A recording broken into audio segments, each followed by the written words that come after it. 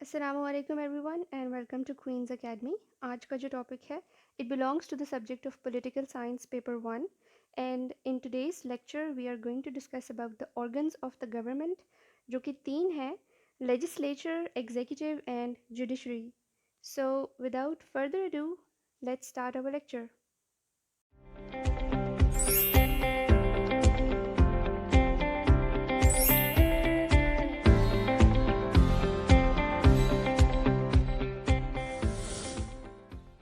आज के टॉपिक में हम लोग बात करेंगे about the organs of the government जो कि तीन हैं legislature executive and judiciary.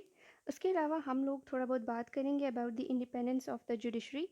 Independence of the judiciary क्या होती है और इसको कैसे ग्रांट किया जाता है और ये किसी कंट्री के लिए क्यों इम्पोर्टेंट होती है। ये काफ़ी इंपॉर्टेंट कॉन्सेप्ट्स हैं ये जो ऑर्गन्स ऑफ द गवर्नमेंट के हैं। ऑल्दो इसमें से कोई क्वेश्चन आता नहीं है एज सच, बट इसमें से एमसीक्यूज आ सकते हैं और क्योंकि ये कॉन्सेप्ट्स बहुत बेसिक्स हैं तो you should know about the basics of these things. बाकी आपको ये आगे सब्जेक्ट में हेल्प करेंगे। ये सिर्फ आपको पॉलिटिकल साइंस में हेल्प नहीं करेंगे बल्कि आपको बाकी जो पाकिस्तान अफेयर्स का सब्जेक्ट है, करंट अफेयर्स का इवन सब्जेक्ट जो होता है उसमें कभी कभी इसके कॉन्सेप्ट्स कुछ आ जाते हैं और history of Pakistan and India का जो पेपर है उसमें भी इसके कॉन्सेप्ट्स आते होते हैं। तो you should know about the basics of these things. तो उसके अलावा जो लेक्चर मैंने प्रिपेयर किया है इसकी जो रेफरेंसेस हैं वो मैंने डिस्क्रिप्शन बॉक्स में दे दिए हैं। अगर आप देखना चाहें तो आप डिस्क्रिप्शन बॉक्स में देख सकते हैं।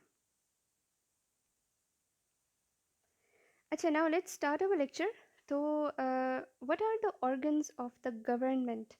तो सबसे पहले आपको पता होना चाहिए कि किसी भी कंट्री का जो कॉन्स्टिट्यूशन होता है, जो उसके रिटन रूल्स एंड रेगुलेशंस होते हैं जिसके अकॉर्डिंग कंट्री को गवर्न किया जाता है, उसकी कॉन्स्टिट्यूशन जो है वो एक रेगुलेटरी फ्रेमवर्क इस्टेब्लिश करती है कि किस तरीके से गवर्नमेंट को चलाया जाएगा और उस रेगुलेटरी फ्रेमवर्क के थ्रू वो ऑर्गन्स ऑफ द गवर्नमेंट को स्पेसिफाई करती है। अब ऑर्गन्स ऑफ द गवर्नमेंट होते क्या हैं? बिकॉज बेसिकली ये क्या है, ये किसी भी गवर्नमेंट को चलाने के जो आप कह सकते हैं इंस्ट्रूमेंट्स हैं, these are the organs of the government. अब किसी भी बॉडी को चलाने के लिए उस बॉडी के अंदर ऑर्गन्स होते हैं और हर ऑर्गन का डिफरेंट काम होता है। जिस तरह हम ह्यूमंस की बात करें तो ह्यूमन की बॉडी के अंदर हार्ट जो है वो सर्कुलेशन कर रहा है ब्लड की, लंग्स जो हैं वो रेस्पिरेशन करवा रहे हैं, स्टमक जो है वो डाइजेशन करवा रहा है और बहुत से और भी ऑर्गन्स हैं जो बॉडी के अंदर अपना अपना काम कर रहे हैं। बट ऑन द होल वो कर किसके लिए काम रहे हैं? वो उस बॉडी के लिए कलेक्टिवली काम कर रहे हैं जिसकी वजह से वो बॉडी चल रही है। तो इन द सेम वे ये जो ऑर्गन्स ऑफ द गवर्नमेंट होते हैं ये गवर्नमेंट को चलाते हैं। हर एक ऑर्गन का काम जो है वो डिफरेंट होता है और सब के सब ऑर्गन्स जब कलेक्टिवली काम करते हैं तो तब एक कंट्री जो है वो गवर्न हो सकता है प्रॉपरली। तो ऑर्गन्स ऑफ द गवर्नमेंट जो है वो तीन होते हैं। एक है जी सबसे पहला लेजिस्लेचर। लेजिस्लेचर वो ऑर्गन है गवर्नमेंट का जो कि लॉज को बनाता है। इट मेक्स द लॉज, और या तो लॉज को वो रिपील करता, ख़त्म कर देता है। तो इट रिपील्स द लॉज और इट अमेंड्स द लॉज। जो एग्जिस्टिंग लॉज प्रेजेंट हैं किसी गवर्नमेंट के लिए वो उनको चेंज कर सकता है, अमेंड कर सकता है, उनमें कोई न्यू चीज़ें जो है वो लेके आ सकता है। फिर होती है जी second organ is the executive. Executive जो है ये एग्जीक्यूट से निकला है वर्ड। एग्जीक्यूट का मतलब होता है इम्प्लीमेंट करना। तो ये जो ऑर्गन है गवर्नमेंट का, ये वही लॉज जो लेजिस्लेचर बनाता है ये उसको इम्प्लीमेंट करते हैं, उसको प्रैक्टिकली इसकी इम्प्लीमेंटेशन करेंगे। तो ये जो पॉलिसी जो बनाई जाएगी ये उसकी कंडक्ट करवाते हैं और एडमिनिस्ट्रेशन करते हैं of the whole country. Lastly आती है जुडिशरी। तो जुडिशरी जो होती है इसका काम ये होता है कि it has to interpret the laws जो लेजिस्लेचर बना रहा है। जो लॉज लेजिस्लेचर ने बनाए हैं वो कॉन्स्टिट्यूशनली करेक्ट हैं, वैलिड हैं या नहीं हैं, ये जुडिशरी का काम होता है। उसके अलावा जो केसेस होते हैं जो कंट्री के अंदर चल रहे होते हैं, डिफरेंट क्रिमिनल और सिविल केसेस जो हैं वो भी डील कर रही होती है जुडिशरी। तो ये जुडिशरी का काम होता है। बट मेजरली जो जुडिशरी का काम है with respect to the government, वो है कि कॉन्स्टिट्यूशन के अकॉर्डिंग जो लॉज हैं उनको इंटरप्रेट करना है कि ये लॉज जो हैं ये कॉन्स्टिट्यूशन इसकी इजाज़त देती भी है या नहीं देती है। ये काम होता है जुडिशरी का। सो फर्स्ट ऑफ ऑल हम लोग लेजिस्लेचर की बात करेंगे, हम one by one her organ को देखेंगे। सबसे पहला ऑर्गन जो हम देख रहे हैं दैट इज़ द लेजिस्लेचर। तो लेजिस्लेचर है क्या? It is a deliberative assembly of people. ठीक है, लोगों की असेंबली है ये, जिसके पास अथॉरिटी होती है टू मेक लॉज। ये किसी भी कंट्री के लिए, किसी भी सिटी के लिए, किसी भी पॉलिटिकल एंटिटी के लिए लॉज बनाते होते हैं लेजिस्लेचर। तो जो प्राइम फंक्शन है लेजिस्लेचर का वो है जी लॉज बनाना, लॉज के ऊपर डिबेट करना और लॉज को पास करवाना, जो कि किसी भी कंट्री या किसी भी गवर्नमेंट को चलाने के लिए बहुत ज़रूरी होते हैं। That is the major function of legislature. तो लेजिस्लेचर का सिर्फ यही काम नहीं होता, लेजिस्लेचर के और भी बहुत से काम होते हैं। एक काम लेजिस्लेचर का ये होता है कि जो एग्जीक्यूटिव ब्रांच है गवर्नमेंट की, ये उसके ऊपर थोड़ा सा चेक एंड बैलेंस रखते हैं। वो अगर सही तरीके से काम नहीं कर रहे तो ये उनका क्रिटिसिज्म करते हैं ताकि वो अच्छे तरीके से काम कर सकें। तो एक काम तो ये है इनका। दूसरा, ये सुपरविजन करते होते हैं एडमिनिस्ट्रेशन की। एडमिनिस्ट्रेशन वही है, एग्जीक्यूटिव ब्रांच के बारे में ही बात हो रही है। उसके अलावा जितने भी फंड्स जो गवर्नमेंट को मिलते हैं for different things, for different purposes, ये उनकी अप्रोप्रिएशन करते हैं फंड्स की। उसके अलावा जो ट्रीटीज़ एक कंट्री कर रहा होता है विद डिफरेंट कंट्रीज़, ये उनकी रेटिफिकेशन करते हैं। अगर तो खुदा न खास्ता एग्जीक्यूटिव और जुडिशल ब्रांच के जो मेंबर्स हैं वो अपना काम ठीक से नहीं कर रहे, वो कोई मिसकंडक्ट कर रहे हैं, तो उनकी इम्पीचमेंट भी करवाता है लेजिस्लेचर। इम्पीचमेंट एक प्रोसेस होता है जिसके बारे में हम आगे जाके डिस्कस करेंगे, जिसके थ्रू एक एग्जीक्यूटिव के मेंबर या जुडिशल ब्रांच के मेंबर को रिमूव किया जाता है फ्रॉम देयर सीट। उसके अलावा जो एग्जीक्यूटिव की नॉमिनेशंस होती हैं, उनको एक्सेप्ट या रिफ्यूज़ कर सकते हैं। डिफरेंट, जो आप आगे जाके देखेंगे कि एग्जीक्यूटिव में कौन कौन से मेंबर्स होते हैं, उनकी नॉमिनेशंस जो हैं ये उनको एक्सेप्ट या रिफ्यूज़ भी कर सकते हैं। उसके अलावा जो इलेक्शन का प्रोसीजर होगा, किस तरीके से इलेक्शन होंगे, ये उनको डिटर्मिन करते हैं। और कोई भी किसी पिटिशन जो दायर की गई है बाय फ्रॉम डिफरेंट मेंबर, उसके ऊपर पब्लिक हेयरिंग्स जो हैं ये भी कंडक्ट करते होते हैं लेजिस्लेचर। तो लेजिस्लेचर बेसिकली डिबेटिंग असेंबली है एक, जिसमें डिबेट्स होते हैं अबाउट डिफरेंट लॉज, और ये जो बाकी काम आपने देखे इनके बारे में भी डिबेट्स होते हैं। तो अगर हम लोग लेजिस्लेचर के साइज़ के बारे में बात करें तो different countries have different sizes. अब if we talk about the largest legislature, तो लार्जेस्ट लेजिस्लेचर जो है दैट हैज़ 2980 मेंबर्स, और ये किसका है? China's national people's congress. जो चाइना की नेशनल पीपल्स कांग्रेस है, उसका सबसे बड़ा लेजिस्लेचर है। उसके अलावा सबसे छोटा लेजिस्लेचर भी मौजूद है जिसका साइज़ तकरीबन इट हैज़ ओनली 7 मेंबर्स, और ये किसका है? ये वेटिकन सिटीज़ पॉन्टिफिकल कमीशन जो है, it has the smallest legislature. तो ये आपके पास साइजेस हैं। उसके अलावा अब आप पाकिस्तान का जो लेजिस्लेचर है उसका भी साइज़ है, but it's not that much huge, तकरीबन 300 समथिंग इतने कुछ सीट्स मौजूद हैं। आगे जाके हम लोग एक नेक्स्ट मैं लेक्चर बनाऊंगी, उसके अंदर हम लोग पाकिस्तान की गवर्नमेंट के बारे में बात करेंगे कि पाकिस्तान की जो गवर्नमेंट है वो किस तरीके से रन की जा रही है, क्या क्या उसके अंदर ब्रांचेस हैं, वो किस तरीके से वर्क कर रही हैं, फंक्शन कर रही हैं, वो भी हम इंशाल्लाह देखेंगे इन द अपकमिंग लेक्चर। अच्छा, उसके बाद अगर हम लोग बात करें कि लेजिस्लेचर बनाने वालों को कहते क्या हैं, तो they are called as legislators. तो लेजिस्लेटर्स जो होते हैं, जो लेजिस्लेचर का मेंबर होते हैं, अगर तो कोई कंट्री डेमोक्रेटिकली रन हो रही है, तो ज़्यादातर वैसे डेमोक्रेटिकली रन हो रही हैं आजकल कंट्रीज़, उनके अंदर जो लेजिस्लेटर्स होते हैं दे आर पॉपुलरली इलेक्टेड। इसका मतलब यह है कि उनको लोग, उनको जो नॉर्मल पॉपुलेशन है, जो पब्लिक है, वो इलेक्ट करके ऊपर लेके आती है, और वो उनके नुमाइंदे होते हैं, they are elected by the people. अच्छा, उसके अलावा कभी कभी इलेक्शंस इनडायरेक्ट भी होते हैं फॉर पर्टिकुलर हाउसेस। अभी हम लोग उसके बारे में भी बात करते हैं। तो इनडायरेक्ट इलेक्शंस के थ्रू भी लेजिस्लेचर्स जो हैं वो बनाए जाते हैं। उसके अलावा जो अपॉइंटमेंट्स होती हैं एग्जेक्टिव की, वो उसमें भी इनडायरेक्ट इलेक्शंस आते हैं, वो हम आगे जाके इंशाल्लाह बात करते हैं उसके बारे में। तो लेजिस्लेचर्स जो है, जैसे मैंने पहले ही जिक्र किया, इनके अंदर हाउसेस होते हैं। तो दो तरह के लेजिस्लेचर्स एग्जिस्ट करते हैं, एक होता है यूनिकैमरल और दूसरा होता है bicameral. Uni means one, bi means two. अब ये यूनी और बाई है क्या चीज़? इट मीन्स हाउसेस, ठीक है। यूनिकैमरल वो लेजिस्लेचर होगा जिसमें एक हाउस होता है, बाई कैमरल वो लेजिस्लेचर होता है जिसमें दो हाउसेस होते हैं। अब पाकिस्तान के बारे में अगर हम लोग बात करें तो Pakistan has a by cameral legislature, it means that it has to houses. एक हाउस जो अपर हाउस है उसको हम कहते होते हैं सेनेट, और जो लोअर हाउस है उसको हम कहते होते हैं नेशनल असेंबली। तो बाई कैमरल लेजिस्लेचर्स जो होते हैं ये ज़्यादातर कॉमन होते हैं उन कंट्रीज़ में जहाँ पे फेडरल सिस्टम ऑफ गवर्नमेंट जो है वो रन कर रहा होता है, जिस तरह पाकिस्तान है। ऑस्ट्रेलिया, ब्राज़ील, कनाडा, जर्मनी और India, all of these countries have a by cameral legislature. और फिर कुछ ऐसी कंट्रीज़ होती हैं जो साइज़ में काफ़ी छोटी होती हैं, अमूमन उनके अंदर जो है यूनिकैमरल लेजिस्लेचर्स देखे गए हैं। और ज़्यादातर इस तरह की गवर्नमेंट के अंदर फेडरल सिस्टम नहीं होता, इनमें यूनिटरी सिस्टम ऑफ गवर्नमेंट होता है, तो यहाँ पे यूनिकैमरल लेजिस्लेचर्स एग्जिस्ट करते हैं, जिस तरह आपके पास न्यूजीलैंड है और डेनमार्क है। अच्छा, उसके बाद अगर हम लोग देखें कि लेजिस्लेचर्स के नेम क्या होते हैं, तो डिफरेंट कंट्रीज़ डिफरेंट तरह की टर्मिनोलॉजीज़ यूज़ करती हैं for their legislatures. They can call their legislature assembly.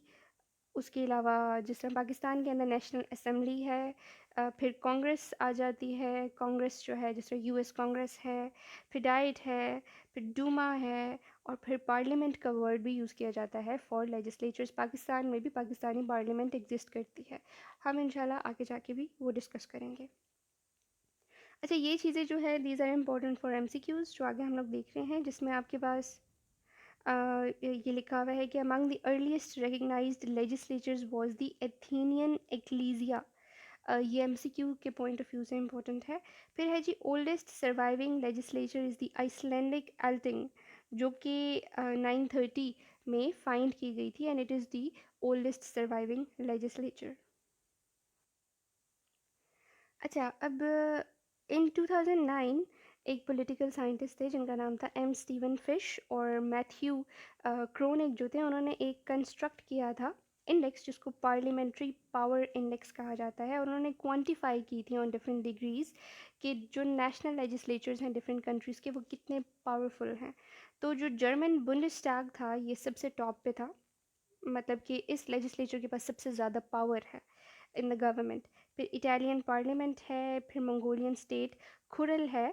These are all very powerful legislatures. उसके अलावा जो म्यांमार्स हाउस ऑफ रिप्रेजेंटेटिव है इसके, और उसके अलावा जो सोमालियाज़ ट्रांजिशनल फेडरल असेंबली है, these were the least powerful in the parliamentary power index as stated by M Steven Fish. अच्छा, फिर अगर हम लोग बात करें अबाउट, अच्छा, दो तरह की सिस्टम ऑफ गवर्नमेंट होती हैं, एक होती है पार्लियामेंट्री सिस्टम ऑफ गवर्नमेंट और एक होती है प्रेसिडेंशियल फॉर्म ऑफ गवर्नमेंट। जो पार्लियामेंट्री सिस्टम ऑफ गवर्नमेंट होती है इसके अंदर प्राइम मिनिस्टर जो होते हैं ये पावरफुल अथॉरिटी होते हैं, जबकि जो प्रेसिडेंशियल फॉर्म ऑफ गवर्नमेंट होती है उसके अंदर जो प्रेसिडेंट हैं वो काफ़ी पावरफुल होते हैं। तो प्रेसिडेंशियल फॉर्म ऑफ गवर्नमेंट में सेपरेशन ऑफ पावर्स एग्जिस्ट करती हैं, मतलब कि आपके पास जो एग्जेक्टिव का मेंबर है वो लेजिस्लेचर का मेंबर नहीं हो सकता। But in parliamentary form of government जो लेजिस्लेचर के मेंबर्स होते हैं उसमें से कुछ एग्जेक्टिव के भी मेंबर्स होते हैं, जिस तरह प्राइम मिनिस्टर हैं वो लेजिस्लेचर के भी मेंबर होते हैं। तो पार्लियामेंट्री और semi presidential form of government में जो एग्जेक्टिव होते हैं, because they are a part of the legislature, तो they are responsible towards the legislature, और इनको रिमूव भी किया जा सकता है if a vote of no confidence is passed against them। जबकि on the other hand in the presidential form of government जहाँ पे सेपरेशन ऑफ पावर्स की जो डॉक्ट्राइन है वो इफ़ेक्ट में है, वहाँ पे because all the branches are independent और उनके अंदर जितने भी मेंबर्स होते हैं वो एक दूसरी ब्रांच के को मेंबर्स नहीं होते हैं, तो वहाँ पे थोड़ा बहुत मुश्किल होता है डिफरेंट मेंबर्स को हटाना अपनी सीट से। बट नॉनदलेस वहाँ पे भी इम्पीचमेंट के प्रोसेस के थ्रू एग्जेक्टिव को अपनी सीट से हटाया जा सकता है अगर वो किसी क्रिमिनल या अनकॉन्स्टिट्यूशनल बिहेवियर के अंदर इन्वॉल्व हों। अच्छा, फिर आती है next branch of the government which is called as the executive. तो एग्जीक्यूटिव वो ब्रांच है गवर्नमेंट की जिसके पास लॉ बनाने की तो अथॉरिटी नहीं है, बट इसको काम ये दिया जाता है कि it has to execute the laws जो कि ये लेजिस्लेचर बनाता है। तो it has to execute and enforce the laws made by the legislature. So executive can not pass the laws, but executive जो होते हैं ये प्रपोज कर सकते हैं कि लेजिस्लेचर कोई न्यू लॉ बनाए, या फिर जो एग्जिस्टिंग लॉज हैं उनको रेटिफाई कर सकता है, मतलब कि उनको प्रपोज कर सकता है कि आप ये रेटिफिकेशन करें एग्जिस्टिंग लॉज जो हैं उनकी। उसके अलावा अच्छा, वो वाला सिस्टम ऑफ गवर्नमेंट जिसके अंदर सेपरेशन ऑफ पावर्स होती हैं उसमें, because executive is not a member of the legislature, तो वहाँ पे एग्जीक्यूटिव जो होते हैं वो कोई भी लॉ एज सच नहीं बना सकते। तो they can only execute the laws, तो they can not pass the laws. तो यहाँ पे एग्जीक्यूटिव जो है यहाँ पे he is only enforcing the laws, he is not making the laws, neither he is interpreting the laws. तो nonetheless इस तरह के सिस्टम में भी एग्जीक्यूटिव जो हैं वो कुछ तरह के लॉज बना सकते हैं, जिस तरह की एक डिक्री हो सकती है या एग्जीक्यूटिव ऑर्डर जो होता है वो एग्जीक्यूटिव पास कर सकते हैं। तो प्रेसिडेंशियल सिस्टम ऑफ गवर्नमेंट के अंदर जो एग्जीक्यूटिव होते हैं, he is both the head of the state and head of the government.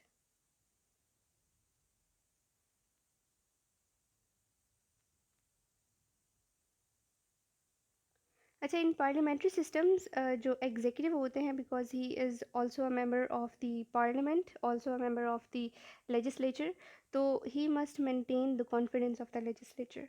तो पार्लियामेंट्री सिस्टम के अंदर head of the government different होते हैं, जो यूजुअली मिनिस्टर होते हैं, जिस तरह प्राइम मिनिस्टर होते हैं, जबकि जो हेड ऑफ़ द स्टेट होते हैं वो प्रेसिडेंट होते हैं।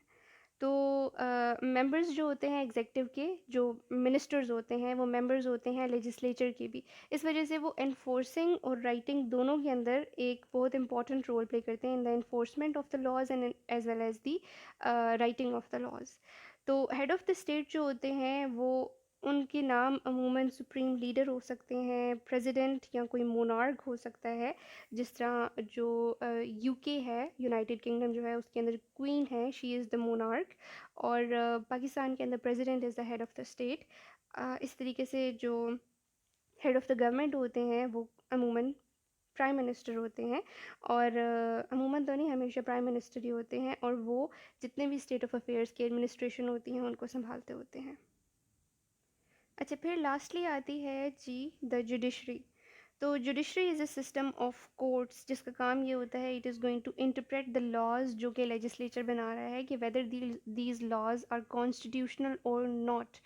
उसके अलावा जब ये कॉन्स्टिट्यूशनली वैलिड हो जाते हैं तो ये उनको अप्लाई करता है उन लॉज को इन लीगल केसेस जो कि कंट्री हैंडल कर रही है। जो डिफरेंट पब्लिक के केसेस होंगे ये उनको हैंडल करते होते हैं, कुछ गवर्नमेंटल केसेस भी जो है ना ये हैंडल करते हैं, कुछ तो नहीं, खैर ऑल ऑफ द केसेस जो हैं जुडिशरी हैंडल करेगी। तो जुडिशरी जो है इसको ऐसे भी आप सोच सकते हैं कि it is a mechanism for the resolution of disputes. तो जो डॉक्ट्राइन है सेपरेशन ऑफ पावर्स की, मतलब जो प्रेसिडेंशियल फॉर्म ऑफ गवर्नमेंट है, उसमें जनरली जुडिशरी जो है वो लॉज नहीं बना सकती है, जो बेसिकली लेजिस्लेचर की रिस्पॉन्सिबिलिटी होती है, ना ही वो उनको एनफोर्स कर सकती है जो कि एग्जेक्टिव की रिस्पॉन्सिबिलिटी होती है, बल्कि ये लॉज को इंटरप्रेट करते हैं और ये उनको अप्लाई करते हैं ऑन दी एक्चुअल केसेस। उसके अलावा नॉर्मली जुडिशरी जो है ना लॉज नहीं बनाती, but in certain countries judiciary जो है वो लॉज बना भी सकती है, कुछ ने उनको इजाज़त दी हुई है। तो बाकी उसके अलावा जो जुडिशल ब्रांच होती है उसके पास पावर ये होती है कि ये by the process of judicial review ये किसी भी लॉ को पास होने से रोक सकती है। अगर तो ये डिटर्मिन कर दे, रोक सकती है या चेंज कर सकती है उस लॉ को, अगर ये डिटर्मिन कर दे कि ये कॉन्स्टिट्यूशनली वैलिड नहीं है, तो फिर जुडिशल रिव्यू जो है उसके थ्रू जुडिशरी किसी भी लॉ को रोक सकती है फ्रॉम बीइंग पास्ड। तो यहाँ पे जैसे मैंने पहले ज़िक्र किया कि अगर तो कॉन्स्टिट्यूशन के अगेंस्ट है कोई भी लॉ जो लेजिस्लेचर ने पास कर दिया है, तो उसको इंटरप्रेट करेगी जुडिशरी। उसके बाद ही फिर वो जो लॉ होता है वो जो लॉ बनाने की कोशिश की जा रही थी बाय लेजिस्लेचर वो आगे पास होगा और वो फाइनल फॉर्म में लॉ बन जाता है। तो अगर तो जुडिशरी उसको पास कर दे। लेकिन अगर जुडिशरी उसको रोक दे कि ये कॉन्स्टिट्यूशनली ठीक नहीं है जो आपने लॉ बनाया है, तो फिर वो वहीं पे स्टॉप हो जाता है या उसको अमेंड किया जाता है और उसको कॉन्स्टिट्यूशन के साथ वैलिड बना के आगे पास किया जाता है। तो नॉर्मली जो जुडिशल हायरार्कीज़ हैं वो दो हैं। एक होती है जो सिविल केसेस के साथ डील करती है, दूसरी क्रिमिनल केसेस के साथ डील करती है। और पूरी कंट्री के अंदर डिफरेंट कोर्ट्स बनाए गए हैं for dealing with civil and criminal cases, जिसमें कोर्ट्स होते हैं जो कि प्रोविंशियल लेवल पे भी होते हैं, उसके अलावा डिस्ट्रिक्ट लेवल पे भी होते हैं, सिटी कोर्ट्स भी होते हैं। तो डिफरेंट लेवल्स के ऊपर जुडिशरी जो होती है वो ऑपरेट कर रही होती है।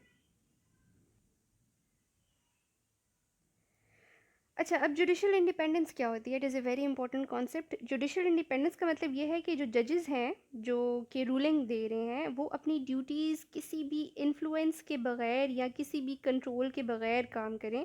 और वो जो कंट्रोल या इन्फ्लुएंस जो दे रहा है वो कोई भी बंदा हो सकता है, कोई गवर्नमेंट का बंदा भी हो सकता है, कोई प्राइवेट भी बंदा हो सकता है। उन सब के इन्फ्लुएंस और प्रेशर से हट के जजेस अपना काम करें, क्योंकि ज़ाहिर बात है अगर वो किसी के प्रेशर में आके कोई काम करेंगे तो वो सही फेयर जजमेंट नहीं देंगे।